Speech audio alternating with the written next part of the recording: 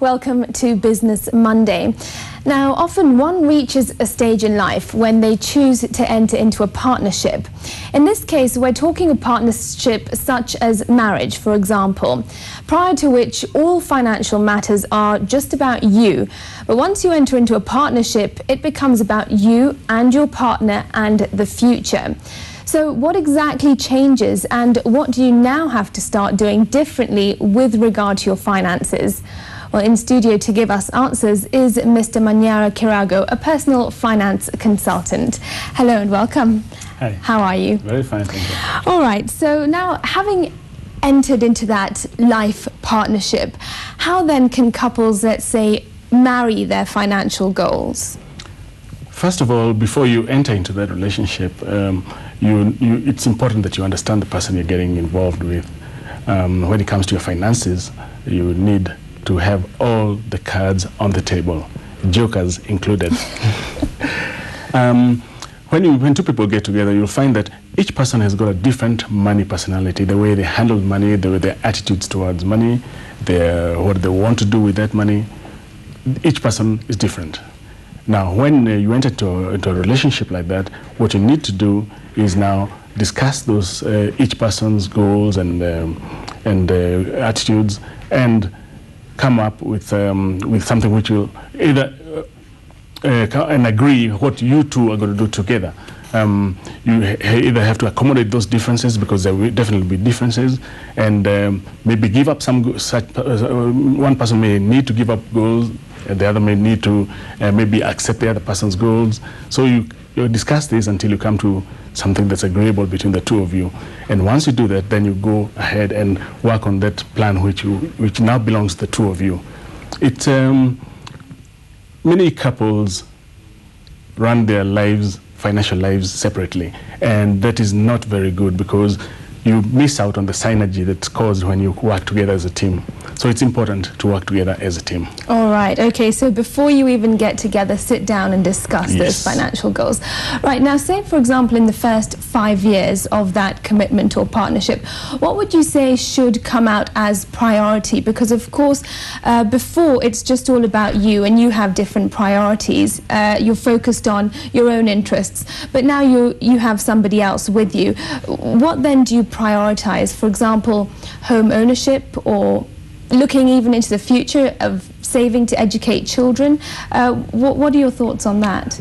First of all, financial planning, whether you're a single person or you're a married person, the principles are the same. Basically, what you need to do is, first of all, understand your financial position, and then set the goals, and then manage the income which you're getting so that you achieve the goals. And you also need to invest to achieve the long-term goals. You also need to manage personal risks, and then implement those decisions that you have made. Now, when it comes to the family situation, for most people, you'll find that they will probably want to buy a house at some time in the future. Now, a house is a big goal, because it's a really one of the most expensive assets a person or an individual or a family will own through their lives. So it's not an easy one to achieve. And what one needs to do, or what a couple needs to do, is to set it as a goal, and then begin putting money away towards that goal. And don't be too ambitious to try and say, I'll buy a house in 6 months. For most people, that's not really practical. So you should set a target date which allows you to be able to save up enough deposit for that, while at the same time doing other things. So home ownership is one potential goal. Another one is setting up the family home. I mean, putting furniture in the house. Probably when you're getting together, you're probably very young. Right. You probably have nothing to your name, maybe a mattress or so. You probably have to buy furniture for the house, that costs a lot of money. There are various ways to do it. You can either save up for those things, which takes time, and most people don't have the patience.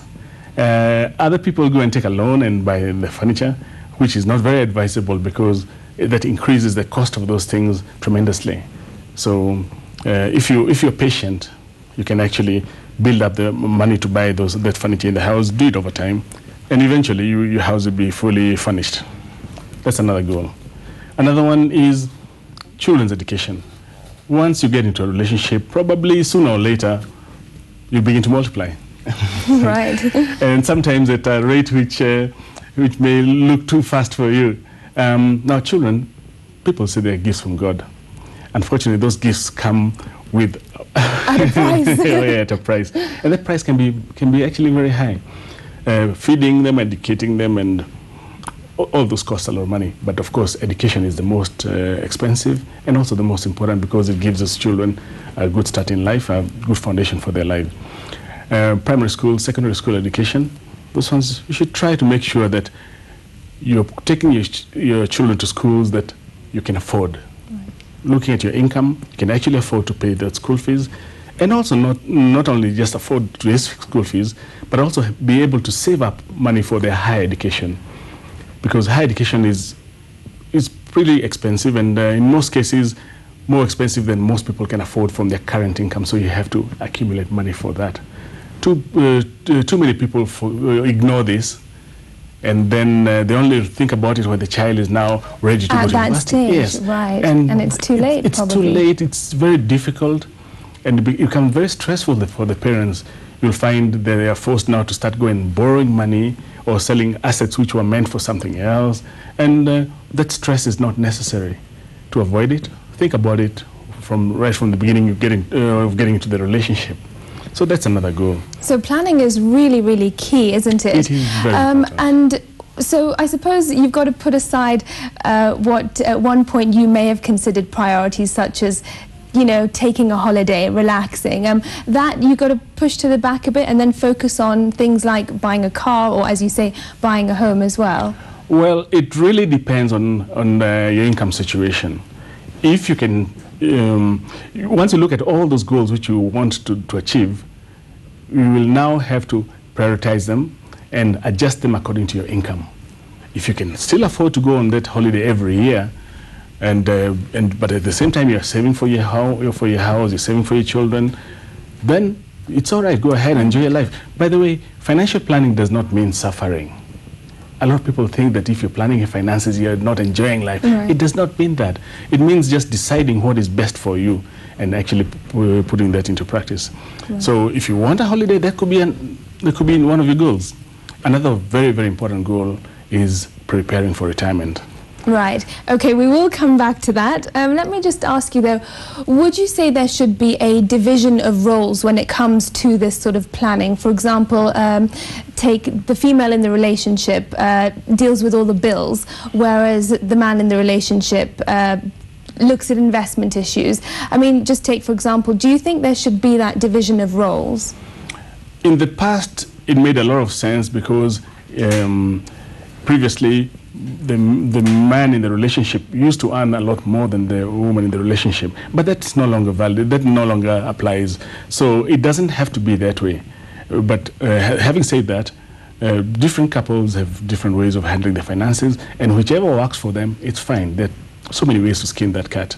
Whichever works for each couple, that is fine. So long as it's agreed and it's workable, that's fine. So it just depends on who perhaps prefers doing what, yes, regarding the finances. And also who's got the talent to do. Because some people are very good at when it comes to investing. Right. Others are very good when it comes to budgeting. Right, so, okay. Yeah. Okay, so work on those skills. How much income do you think a couple should appropriate in savings? The amount of money which a couple saves should be determined by the goals which they want to achieve. Because you're not saving for the sake of saving, you're saving to achieve something. Actually, saving and investing are just a means to an end. They're not an end by themselves. So if you want a house in 3 years or 5 years, and you need to save say 20,000 shillings per month, you also need to save 5,000 shillings per month for your children. You also need to save a particular amount for another goal. You add those all up, and then check in your budget whether you can actually afford that. Most places you'll find the advice coming that you should save 10% of your income, but that's just basically for your retirement. You have other goals too, and those ones should be on top of the 10%. Okay, now here's a big question that a lot of couples consider: to merge or not to merge those bank accounts? Once again, that's a cat that can be skinned so many ways. Right. It depends on the relationship. There are advantages and disadvantages. And what are those advantages and disadvantages? If you merge your accounts, should something happen now, suppose to one person in the couple, the other one can still operate the account without having to go to get the letters of administration and so on. Disadvantage: one may be a spendthrift and go and spend the money which was actually meant for other things, and cause a lot of stress in the family, in the relationship, and that happens quite often. So it depends on the couple. If you find that you can work together, you have joint accounts and it works for you, do it. If it doesn't work for you, don't look for trouble. What are the ways around this, though? I've through research realized that some couples do have a joint bank account where they spend that sort of money on the shopping for the house or what have you, but then at the same time they still have their individual accounts, a bit of money on the side if one wants to spend on personal things like shopping, for example. Is that one way to get around it? That's the fact. I was about to say that one way to get around it is to put all the family money into one account. Now, this is the one which you're going to be using for the things, for buying household stuff, buying your investments. Now, that's one in the family kitty. Each person, though, will need money maybe for to go out, to go buy shoes, to go. Now, that can be every time the salary comes into the main account, then you move each person's allowance, to call it an allowance, to their personal account. Now, if you do it that way, it removes a lot of this stress which comes about because one party may not understand, why do you need another pair of shoes? Right. And because now you're using your own money, it doesn't really matter. It doesn't matter. Okay. Yeah, so that's one way to do it, a very good way actually. And talking about investments, should they be undertaken jointly as well? It actually depends on which kind of investments. First of all, the retirement plans. For retirement, the foundation of retirement money should be the pension plan or the registered retirement plan. Now, that one is usually for one person. So the lady in the relationship will be having her own retirement account or pension plan, the man the same. But then besides the pension plans, you also need other investments. Because if you depend only on pension for retirement, you're going to be very poor. In fact, your standard of living will go down because most pension plans, they'll probably give you between 25 to 35% of your pre-retirement income. So your standard of living will go down. Right. And in addition to that, to make it even worse, most pensions are not adjusted for inflation. So the longer you go into retirement, the less that money means. So it's important to have the retirement plan, but besides that, you should have other investments. Now, those other investments, those ones, they could be each person, they could be joint. For instance, if you're having unit trusts or you're investing in a unit trust, you could have a joint account. Or if you're investing in business, maybe one of the persons in the relationship is one running the business. So probably that might be in that person's name. So it depends on the situation. But the basic foundational one, the pension plans, those ones will be in the individual's names. Right, yeah. Okay. Now you talked about saving for retirement, which you said was so key. Shed some light on that. How important is it and how should couples go about doing that? They always say that the best time to think about your retirement is before your boss does. All right. When somebody is just beginning their career, maybe they're in their 20s, retirement looks like a million years away. It does. But unfortunately, the future has a way of arriving much faster than you expect. The years just go and you find yourself, I'm being retired. No matter how much you enjoy your work or how good you are at your work, sooner or later you may have to stop working, maybe company policy or the employer's policy, or maybe your health. But at some point you may find that you're no longer able to work and to produce an income. So at that time, you will need income from passive sources. And that is what now retirement money is meant to be.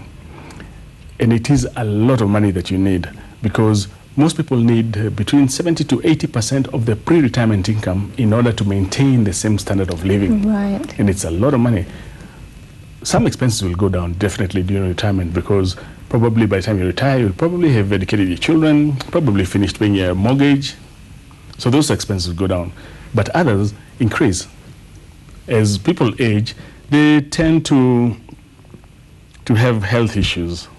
And then the unfortunate thing is most health insurance companies do not want to see an old person. It's ironical that when you're in the 20s, they are busy taking your money all those years. Yeah. When you really need it, they don't want to see it. Right. Let's just come back to that in a minute. Sorry to cut you off. We have a caller on the line. Let's hear what they have to say. Hello. Yeah, hello, hi. Hi, what's your name? My name is Rose. Okay, go ahead. No, I needed just to be clear on something. My boyfriend and I, we both attend school. And we're planning to buy a house now. We've actually identified a property. But at times we find really stretching ourselves thin. And I just wanted some direction on from the consultant. If it's wise for one to finish one thing before you start something else. Sorry, Rose, could you speak up a bit, please? I'm saying my boyfriend and I, we both attend school. Right. To be at the USIU, and the fees are a bit up. And we've recently identified a property we both like to invest in. And at times we do find ourselves stretching ourselves really thin. And if there's a way somebody can get a one-on-one consultancy with a consultant there, so as to be able to know how to do your financing properly. Because I know if we were to say to somebody for advice, if somebody was to give us advice, we would actually be able to meet all those costs. But at times we find ourselves spending money here and there, and at the end of the day, we find ourselves really stretched thin. Yeah. Okay, thank you very much. So a valid point there, I suppose. Should couples seek expert advice? And if so, how can they go about doing this? It is helpful for people to seek advice from a qualified personal finance consultant. And the reason for that is that this person who's qualified has studied and is able to look at these things objectively, and they can give you advice which will help you actually move your agenda forward. Unfortunately, one has to be careful, because there are lots of people out there calling themselves financial advisors. You see, financial advisor is not something like a title like a doctor. You know, to call yourself a doctor, you have to have gone through a certain education, but there is nothing to stop anybody from calling themselves a financial advisor. So you really have to be sure that this person is qualified, and the only way to do that is to make sure that they belong to a professional organization and they have undergone some kind of training. Now, once you see a person like that, and there are not very many in Kenya actually, well, if you see a person like that, he should be able to help you. And you may be surprised at the kind of places you'll be able to save money. Places like taxes. A lot of people complain that they pay too much tax, and yet there are ways in which they could reduce those taxes. In fact, even like when trying to buy the house, there are ways you could reduce your taxes and still make sure that you're buying that house or buying a property. So professional financial advice is a good way to go. But watch out, of course. You have to be careful. Right, okay. Going back to now saving for retirement, we were talking about that, and you were talking about it getting to a stage where it gets a bit tricky. Do continue. Yes, if you don't prepare yourself well so that by the time you're older, and then when those insurance companies don't want to see you, you'll find that those medical bills will start to mount. And it is very easy for those medical bills to wipe you out. So you need to be prepared. So basically what you need to do is, first of all, make sure that you're maximizing on your registered retirement plan. By maximizing on that, that means contributing the maximum allowed by law, which is 20,000 shillings per month, if you're able. or the maximum that you're able to. The more you contribute to a pension plan, the less income tax you pay. Not only that, by the time you retire, your pension will be bigger.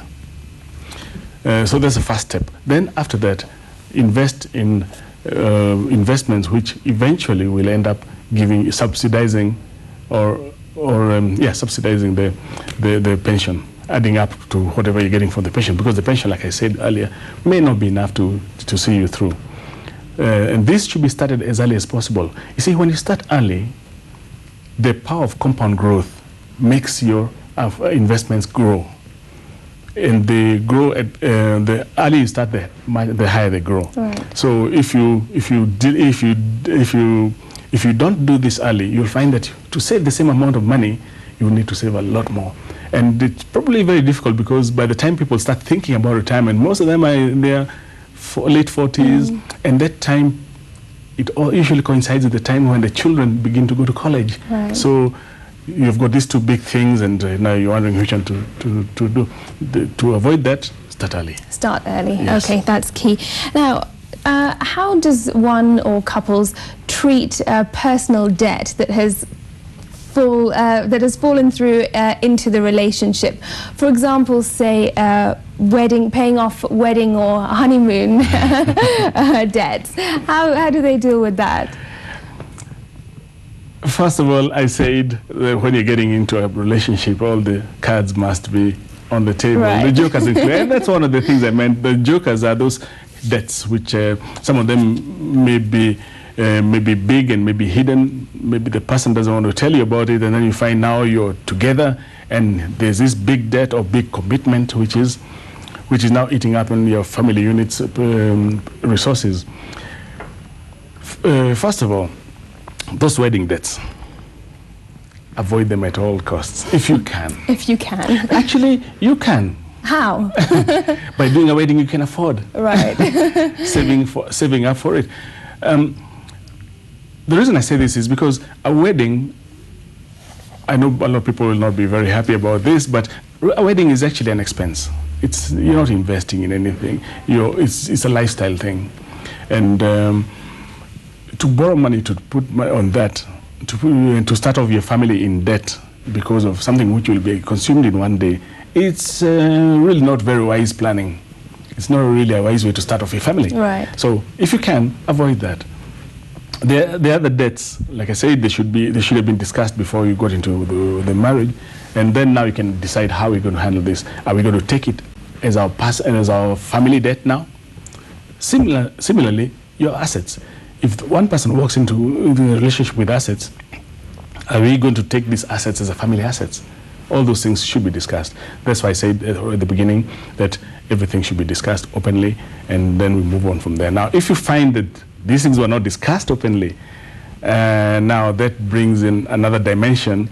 Right. I was just coming to that now. If it gets to a stage where you want to go your separate ways after years or months, say, for example, what happens? Now, that actually steps into a realm which is outside personal finances. And because now this becomes a legal issue. You start getting to divorce proceedings, and the courts will determine how it will be separated. But let me just tell you this. Usually when you walk into a relationship with an exit strategy, the exit usually happens. Oh, wow. Okay.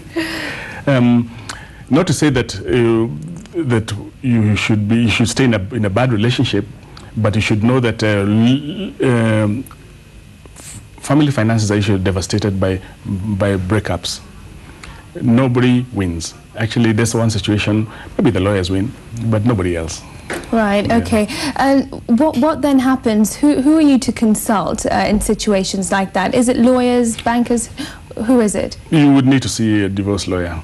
Then they would be able to advise. And it's all on them. They deal with it. Well, the courts. Right, Yeah. okay. Okay, well, on that note, let's hope, it doesn't get to that stage.